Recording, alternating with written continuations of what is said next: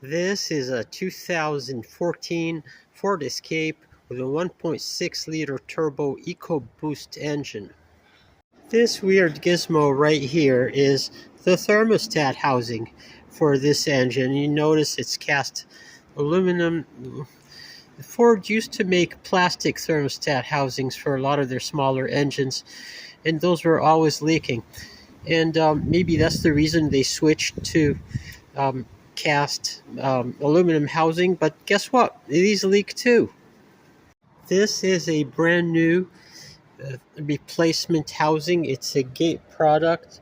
This is the part number. I'm going to include a link in the video description.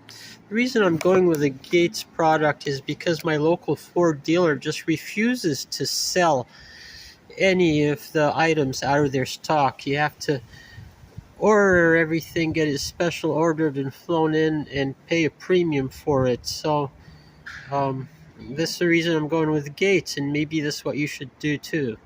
And by the way, in terms of cost, this Motorcraft part, authentic Motorcraft part from an online discount dealer would be around $60 plus shipping. From my Ford dealer, it would have been $160 plus shipping.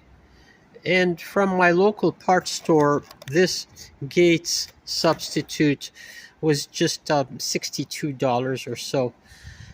So, you know, just make your decision, not just based on price, but also based on quality. This is a ridiculously tight engine bay, and the thermostat housing is buried literally down underneath the intake plenum. In this video, I'm going to take you through the steps, give you an overview of what's required to get to this thermostat housing, which is attached to the block, and replace it.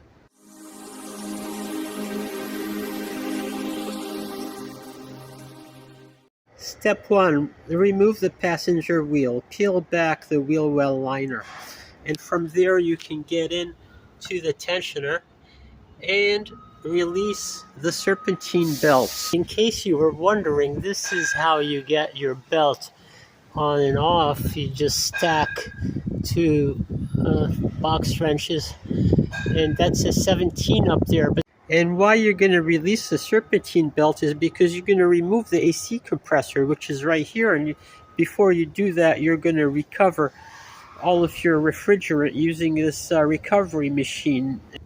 One more tip I'm going to give you is that the AC compressor mounts up here onto a stud, and you cannot remove the AC compressor with the stud in place. You have to remove the stud, and it has like a very tiny little head. I think it's like 5.5 millimeter, and fortunately it was not seized in. It came right out.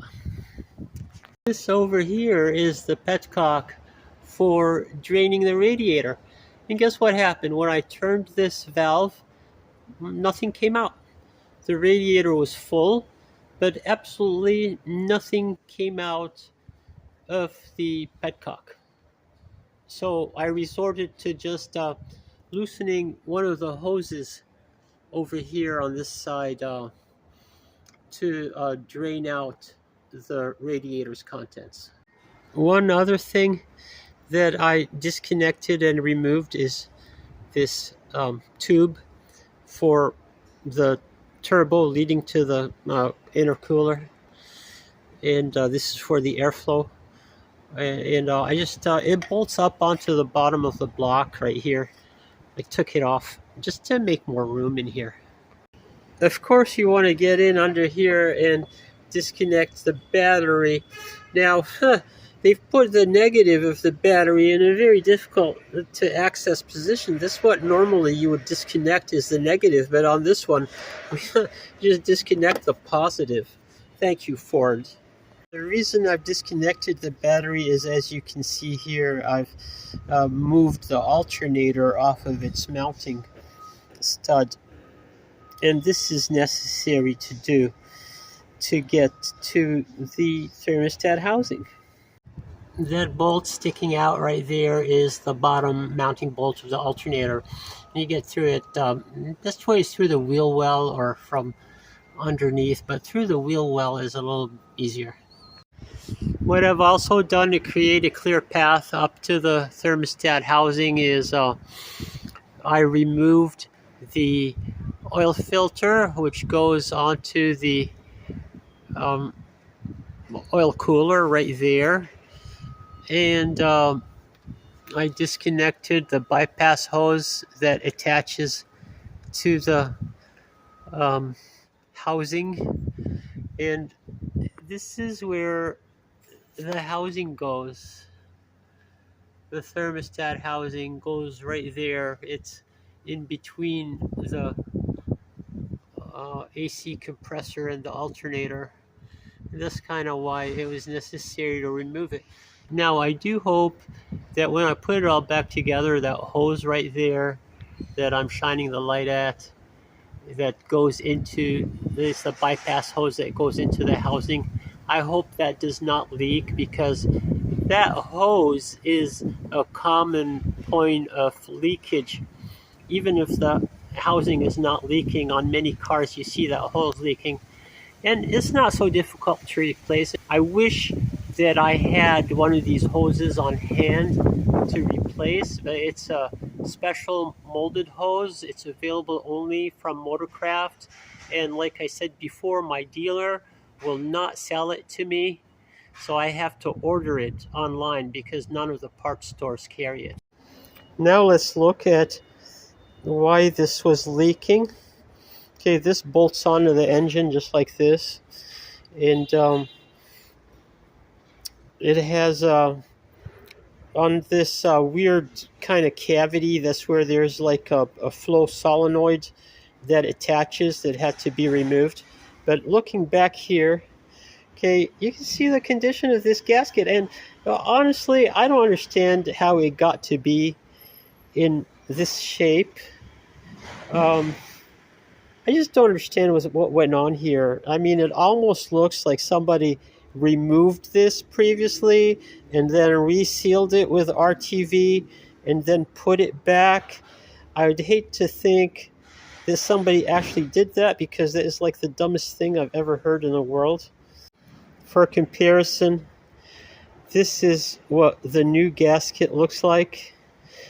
So there are 4 bolts that hold this thermostat housing in place, and that hole in the middle on the bottom is probably a weep hole. I have no idea what that hole is on the bottom.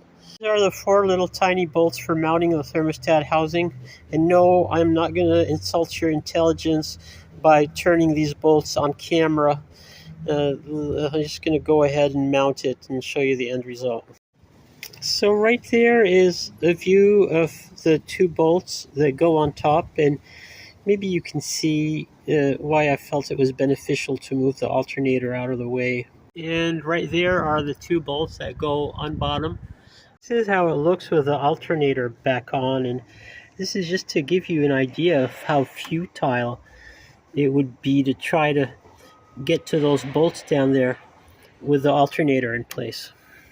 Now I've got this solenoid that attaches with 2 bolts on top of the neck that protrudes from the housing. And what is this got for sealing it? All it has is this really shallow O-ring. I'm just going to go for it and put this back on and see if it leaks later. So there you can see how I've reattached this solenoid, and you can sort of see the 2 bolts. But I want to commend Ford for one thing. You know, on their older engines where they had a plastic thermostat housing, that thing would leak, you'd lose all your coolant, you'd blow your head gasket, and you would never know it because you would never know that it was leaking. Well, on these newer engines, these Ecoboost engines, they have a coolant level sensor, and this alerts you that the coolant level has gone down because they're aware that their engines just leak like a sieve out of every orifice. So they had to do something about that, and they knew that with their technology that Ford possesses, they are not able to produce engines that do not leak. Good job, Ford. Good job on the coolant level sensor.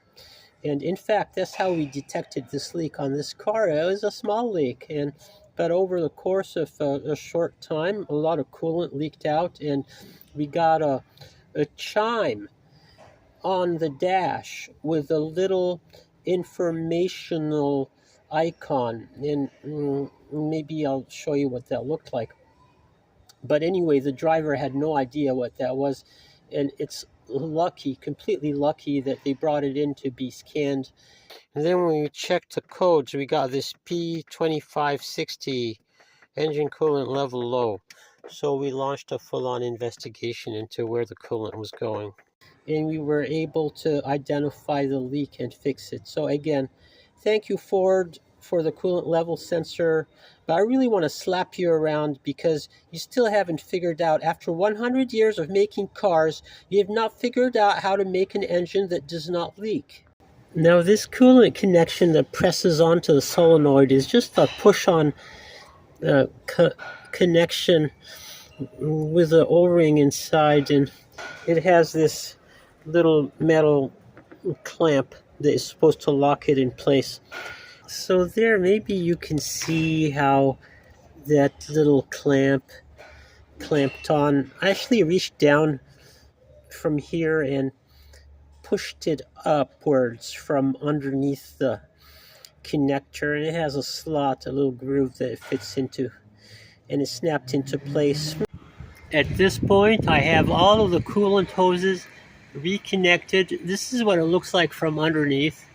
And the proper step at this point is to refill the system with coolant. Before putting the rest of it back together, just refill with coolant and pressure test it for leaks to identify any potential leaks that could have arose in the course of this repair. And now I'm at the moment of truth where I pressure test the system. And I use this adapter for this bottle that I'll include a link in the video description, so you can use one too if you need it. And it's pretty nice because it's quasi-universal. It'll work with almost any pressure test kit that has a traditional Ford radiator cap.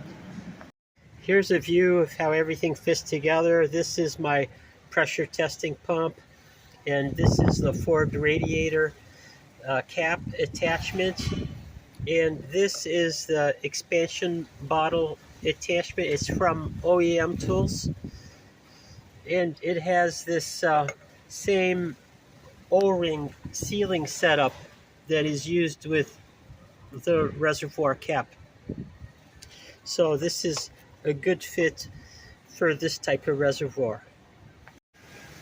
So using this pressure test setup, I was able to confirm that the thermostat housing repair was successful. The thermostat housing was no longer leaking. However, the system was still not holding pressure, and I was able to discover another leak, which is in the three-way hose for the heater core, and this will be addressed in another video. And quick preview, this is everything that we had to tear out in order to get at the three-way hose leak, which is down in here. But I'll save all the details for another video. So thank you for watching this video. I hope you've enjoyed it and found it useful. And come back again for more tips and tricks on fixing stupidly designed cars by Ford.